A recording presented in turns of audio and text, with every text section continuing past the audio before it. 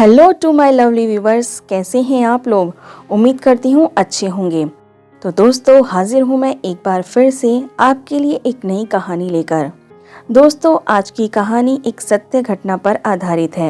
ये मेरे मित्र की खुद की आप बीती है, जिसके प्रस्तुतिकरण के लिए थोड़े से बदलाव किए हैं।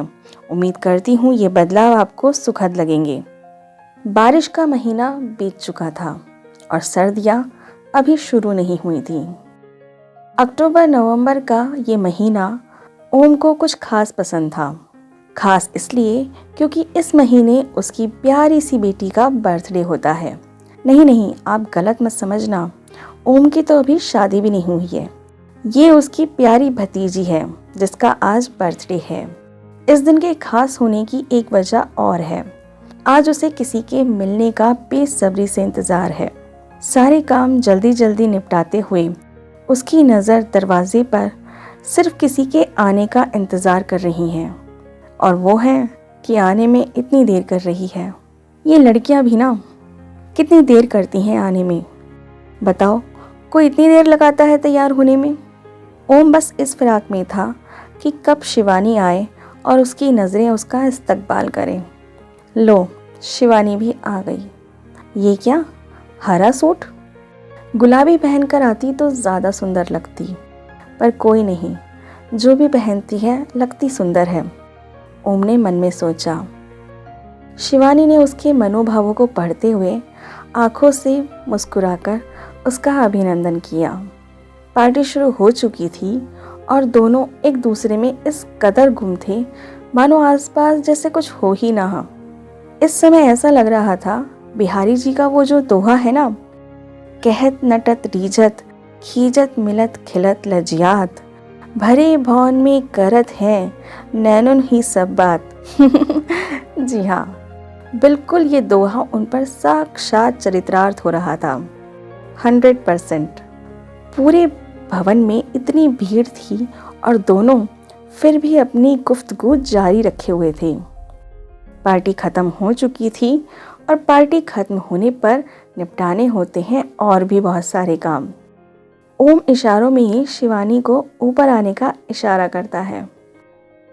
शिवानी भी आ पहुंचती है ऊपर छत पर। हाँ जी, आपने बुलाया? जी, बुलाना नहीं था क्या? नहीं, अब आपने बुलाया है तो ज़रूर कुछ ना कुछ काम होगा, शिवानी ने मुस्कुराकर कहा। हाँ, बहुत ज़रूरी काम है, ओम ने भी मुस्कुराकर जवाब दिया। अच्छा, क्या काम है? आप तो ऐसे कह रही हो जैसे आपको पता ही ना हो। नहीं, मुझे सच में नहीं पता। क्या काम है? आपने शायद आज कुछ बताने के लिए कहा था। अच्छा, क्या बताना था मुझे आज? आप शायद भूल रही हो, आज आपको किसी क्वेश्चन का आंसर देना था। अच्छा, आंसर देना था? लाइए क्वेश्चन पेपर दीजिए, अभी दे देती हूँ सारे आंसर। यार ज़्यादा बनो मत, 91% के आ गए हैं, तुम तो सबको अपने सामने कुछ समझती ही नहीं हो। मैंने कुछ पूछा था यार, उसका आंसर दो ना, ओम ने बेसब्री से बोला। क्या पूछा था, मुझे सच में याद नहीं आ रहा। क्या पूछा था? शिवानी ने बनते हुए बोला। प्लीज़ बता दो। अरे मुझे सच में याद नहीं आ रहा, आपने क्या पूछा था, बता दो ना। ठीक है, अच्छा आपको याद नहीं आ रहा तो मैं चलता हूँ। अरे रुको तो। क्या रुकूं यार, जब आपको याद ही नहीं आ रहा मैंने क्या पूछा था और आपको क्या जवाब देना था। अच्छा एक बात बताइए, क्या सारी चीज़ों के जवाब देना ज़रूरी होता है? शिवानी ने मुस्कुराकर ओम की आंखों में देखा। ओम इस बार उसकी आंखों की भाषा पढ़ चुका था। ओम भी मुस्कुरा दिया। नहीं, बिल्कुल नहीं। नहीं तो फिर आप बार बार आंसर जानने के लिए इतने बेसब्र क्यों हो रहे हैं? पता नहीं क्यों, लेकिन मुझे अच्छा लगेगा अगर आप अपने मुंह से कहेंगी तो। कुछ चीज़ों के जवाब नहीं दिए जाते, कुछ चीज़ें सिर्फ समझने की होती हैं। शिवानी ने इस बार कुछ ज़्यादा ही लंबी सी मुस्कान दी, और इस बार ओम, जो पहले से ही उसकी मुस्कान पर अपना दिल लुटा बैठा था, अब तो समझिए जान भी लुटा बैठा। और ये कहकर शिवानी पलटकर जाने लगी। इस बार ओम ने बाजी अपने हाथ में ली और शिवानी का हाथ पकड़ लिया। अब कहाँ जा रही हो आप? अरे नीचे जाना है, बहुत सारे काम हैं, हमारी नए रिश्ते की शुरुआत हो चुकी है, तो तुम्हें नहीं लगता कि हमें कुछ एक दूसरे से कहना भी चाहिए? यार अभी तो मैंने बोला कि हर बात कहने की नहीं होती, आप फिर से कहने कहाने के पीछे पड़ गए। यार हटो, मैं नहीं बात करती, मैं जा रही हूँ। अरे नहीं नहीं, मेरा वो मतलब नहीं था, मैं तो ये पूछ रहा था कि अब आगे बातें कैसे होंगी। मतलब ये तो आपको भी पता है, सुबह आप दिल्ली चले जाओगे और मैं भी।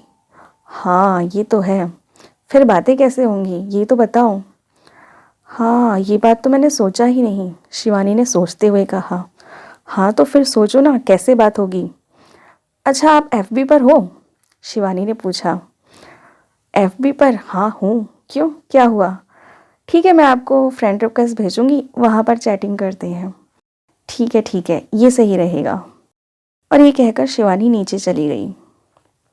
ओम वहीं से खड़ा हुआ शिवानी को जाता हुआ देखता रहा। जब प्यार हो जाता है ना, सच बता रही हूँ, प्यार के इंतज़ार इतना भारी नहीं लगता जितना प्यार होने के बाद एक एक पल एक दूसरे से जुदाई का भारी लगता है। यही हाल ओम और शिवानी का था। एक दूसरे के इंतज़ार में उन्होंने पिछले 1 महीने तक एक दूसरे का इंतज़ार किया। वो घड़ियाँ उन्हें इतनी भारी नहीं पड़ी जितनी ये एक रात भारी पड़ रही थी। कहने को तो इस एक रात में वो एक घर में एक छत के नीचे थे, पर फिर भी वो रात जागते हुए एक दूसरे को इतनी दूर से देखते हुए बिताई। जी हाँ, आप ये सोच रहे होंगे भाई एक दूसरे को देखते हुए कैसे। वो क्या होता है ना, मिडिल क्लास फैमिली में जब कोई फंक्शन होता है ना, तो पूरे परिवार के गद्दे एक ही जगह लगा दिए जाते हैं। कुछ यही हाल था ओम के बड़े भाई साहब के घर का। आज मेहमानों से इतना ठसा ठस भरा हुआ था कि सबके गद्दे लग गए थे बरामदे में, और उन्हीं गद्दों में एक गद्दा ओम का था और एक शिवानी का। दोनों एक दूसरे को ऐसे देख रहे थे मानो बस एक दूसरे की नज़र में समा जाए। खैर आंखों ही आंखों में रात से दिन हो गया और शिवानी का घर जाने का वक्त भी हो गया। ये तो अच्छा हुआ शिवानी को घर छोड़ने की ड्यूटी भी ओम को ही मिली, और ये ड्यूटी ओम कैसे अचूक सकता था निभाने में। अच्छा तो आप जा रही हैं, आप कहें तो नहीं जाएंगे? मत जाओ, लेकिन जाओगी नहीं तो फिर आओगी कैसे? मतलब?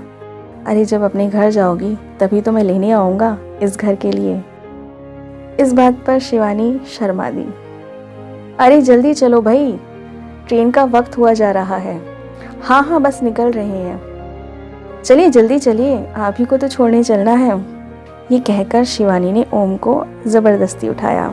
ना चाहते हुए भी ओम को शिवानी को बाय बोलना पड़ा, पर उसे पता था ये अलविदा कभी अलविदा ना कहने वाला है, क्योंकि अब तो उसके प्यार की शुरुआत हुई है। दोस्तों आगे की कहानी जानेंगे अगले भाग में।